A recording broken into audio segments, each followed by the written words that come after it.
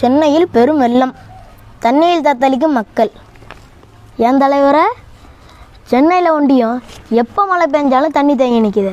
அதுக்கு என்ன தலைவரை காரணம்? கூவத்தில் கொண்டு போய் குப்பையை போட்டால் அப்புறம் நம்ம குந்திருக்கிற இடத்துல தான் தண்ணி வரும். அதை ஒன்றும் தடுக்க வாய்ப்பு இல்லையா தலைவரே? ஏன் இல்லை?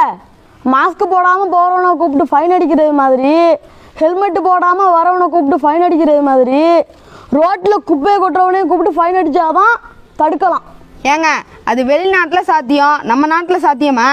தம்பி, உங்களை மாதிரி ஆளுங்க இருக்கிறதுனால தான் ஒரு ரூல்ஸையும் கொண்டு வர முடியலை நம்ம நாட்டில். இதே வெளிநாட்டுக்கு போனால் குப்பையை கொட்டலைங்கிறிய, எச்சியை துப்பலைங்கிறிய. இதே நம்ம நாடுன்னா குப்பையை கொட்டுறிய, எச்சியை துப்புறிய, அப்புறம் வீட்டுக்குள்ளே தண்ணி வந்தால் கத்துறிய. அண்ணே, ரொம்ப அருமையாக சொன்னீங்கண்ணே. வெளிநாட்டில் குப்பையை கொட்டினா வேலையும் போயிடும், வேலை பார்த்த சம்பளமும் போயிடும். அதே நம்ம நாட்டில் குப்பையை கொட்டினா நாடு நாசமாக போகுங்கிறது எவனுக்குமே தெரியலை. சென்னையில் இருக்கிற குப்பையை மட்டும் அப்படியே அள்ளுனா 500 கிராமத்தை அப்படியே போட்டு மூடலாம். அந்த அளவுக்கு இருக்குது குப்பை. எந்த ஏரிக்கு போனாலும் குப்பை, எந்த ஏரியாவுக்கு போனாலும் குப்பை. தலைவரை, அப்போ குப்பை சென்னையில் ஒண்டி தான் கிடக்குங்கிறீங்களா? நான் சென்னையில் தான் குப்பை இருக்குன்னு சொல்லலை, குப்பை மேலே தான் சென்னையே இருக்குன்னு சொல்கிறேன். பிளாஸ்டிக் தான் தடை பண்ணிட்டாங்களே தலைவர். பிளாஸ்டிக்கை தடை பண்ணிட்டாங்கப்பா, ஆனால் பிளாஸ்டிக்கை தயாரிக்கிற கம்பெனி என்ன தடை பண்ணலையப்பா. அப்படின்னா இதில் அரசியல் இருக்குன்னு சொல்கிறீங்களா தலைவர்? இதில் அரசியல் இருக்குன்னு சொல்லலை தம்பி, நம்ம நாட்டை சுத்தமாக வச்சுக்க நமக்கும் கடமை இருக்குன்னு தான் சொல்கிறேன். அண்ணா, குப்பை எங்கேருந்து உருவாகுது? குப்பை தானாக உருவாகலை தம்பி, மனிதனோட ஆடம்பர வாழ்க்கைக்காக அவனே உருவாக்குனது தான் குப்பை. இவ்வளோ விவரமாக பேசுகிறீங்கள, எங்கன்னு இருந்தியா இத்தனை நாளா? என்ன மாதிரி பேசுகிறவன் பல பேர் இருக்கிறான் நம்ம நாட்டில். எங்களை எவன் மதிக்கிறிய? மழை பெஞ்சாலே பிரச்சனை தாங்க. தம்பி, மழையை ஏன் பிரச்சனையாக பார்க்குறீங்க? மழையே பெய்யாமல் கஷ்டப்படுறாங்க சோமாலிய நாடு, பேஞ்ச மழையை தேக்கி வைக்க தெரியாமல் கஷ்டப்படுது நம்ம நாடு. ஒருத்தனுக்காகவே பெய்யும் மழை, ஒட்டுமொத்தமாக தான் பெய்யும் மழை. நம்ம ஒழுங்காக இருந்தா தலைநகரத்தில் இருக்கிற தண்ணி தானாக வடிக்குங்கயா. சென்னையில் மழை பெஞ்சதுன்னா செம்பரம்பாக்கம் ஏரியை திறந்து விட்றதும், அதே கோடை காலத்தில் தண்ணி இல்லைன்னா சென்னை மக்கள்லாம் தண்ணி காண்டி பறந்து விழுவுறதும் வழக்கமாக போயிட்டுங்க. அட ஆமாங்க, நீங்கள் சொல்கிறது சரிதாங்க. தண்ணியில் தத்தளிக்கிறதும் சென்னை மக்கள் தான், தண்ணி இல்லாமல் தவிக்கிறதும் சென்னை மக்கள் தான். அப்போ கிராமத்தில் பிரச்சனையே இல்லைங்கிறீங்களா? தம்பி, அது சென்னையில் நடந்தால் தான் நியூஸு, கிராமத்தில் நடந்தால் அதெல்லாம் அவங்களுக்கு கால் தூசு. கிராமத்தெல்லாம் கண்டுக்க மாட்டாங்கய்யா. சென்னையில் 1000 பேர் வந்து போகிற இடம், அங்கே தான் கவனத்தை செலுத்துவாங்க.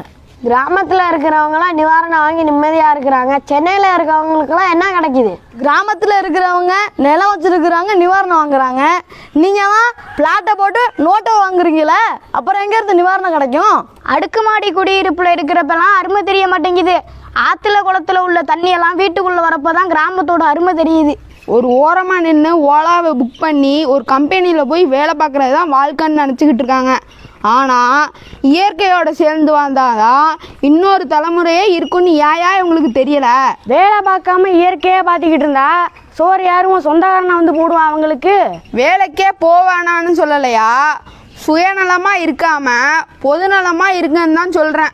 யோ, நீங்கள் திண்ணையில் உட்காந்து சென்னையை பார்த்து பேசுறியா? ஒரு நாள் அங்கே இருந்து பாருங்க, உங்களுக்கு தெரியும். தம்பி, செத்த நாள் ஏரியா என்ன வர்ற புயலை வழியிலே தடுக்க வழி இல்லையா? வழி இருக்கு தம்பி, ஏன் இல்லை? கடற்கரை ஓரத்தில் பனைமரங்களை வளர்த்தா புயலோட வேகத்தை அது கட்டுப்படுத்தும், பெரும் அளவில் பாதிப்பு இருக்காது. என்னங்க சொல்கிறீங்க? பனைமரத்துக்கு அவ்வளோ பவரா? ஆமாம் தம்பி, நீங்கள் கஜா புயலை பார்க்கலையா? 1000 மரங்கள் அடியோட சாஞ்சப்ப பனைமரம் மட்டும் அசையாமல் நின்னுது தம்பி. அது மட்டும் இல்லையா, இந்தியாவோட தேசிய மரமான ஆலமரத்தையே அக்கா பேத்துட்டு போனது கஜா புயல்.